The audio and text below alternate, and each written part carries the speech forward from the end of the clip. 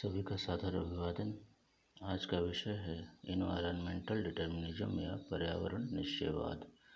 निश्चयवाद वातावरण निश्चयवाद का जन्म जर्मनी में हुआ, जिसके प्रणेता हम्बोल्ट और रैटजेल थे। इस धारणा के अनुसार भौतिक वातावरण के तत्व ही मानवीय क्रियाओं, आर्थिक क्रियाकलापों, समाज व संस्कृति को स्वरूपित करते हैं। मनुष्य पर वातावरण के प्रभाव को ईसा से कई शताब्दियों पूर्व व्यक्त कर दिया गया था।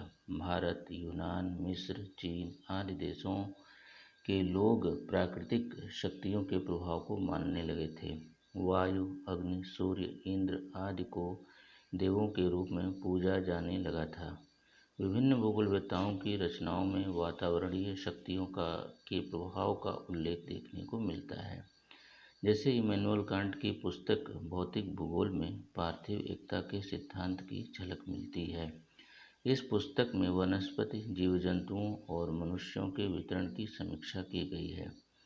कांट के बाद इस अवधारणा को विकसित करने में हम्बोल्ट, रिटर आदि का प्रमुख योगदान रहा। दोनों विद्वान कांट की अवधारणा से प्रभावित थे। इनकी रचनाओं में प्राकृतिक वातावरण के प्रभावों को मानवीय क्रियाओं और संस्कृतियों पर प्रदर्शित किया गया। हम्बोल्ट ने मानव प्रजातियों में शारीरिक लक्षणों पर विभिन्न प्रभावों के लिए प्राकृतिक शक्तियों को उत्तरदायी माना। मानव अपनी क्षमता के अनुसार प्राकृतिक शक्तियों के प्रभावों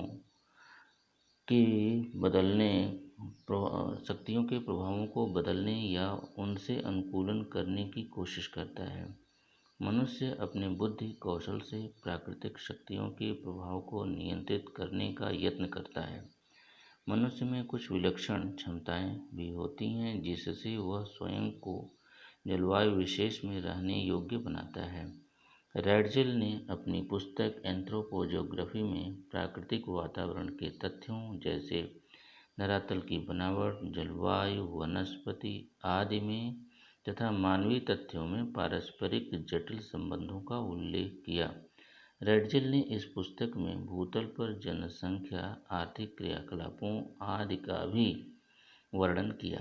रैटजेल की शिष्या कुमारी सैंपुल ने अपनी पुस्तक इन्फ्लुएंसेस ऑफ जियोग्राफिक एनवायरनमेंट में निश्चयवाद की पुष्टि करते हुए बताया कि मनुष्य भूतल की उपज है, जिसका तात्पर्य यह नहीं है कि वह पृथ्वी का बच्चा है और धूल का कण है, बल्कि इसका तात्पर्य यह है कि पृथ्वी ने मनुष्य का पालन पोषण एक माता की तरह किया है, उसके लिए कार्य निश्चित किए हैं, उसके विचारों को निर्देशित किया है, उसके सामने चुनौतियां उपस्थित की हैं ताकि उसका शरीर मजबूत हो सके, बुद्धि तेज हो सके।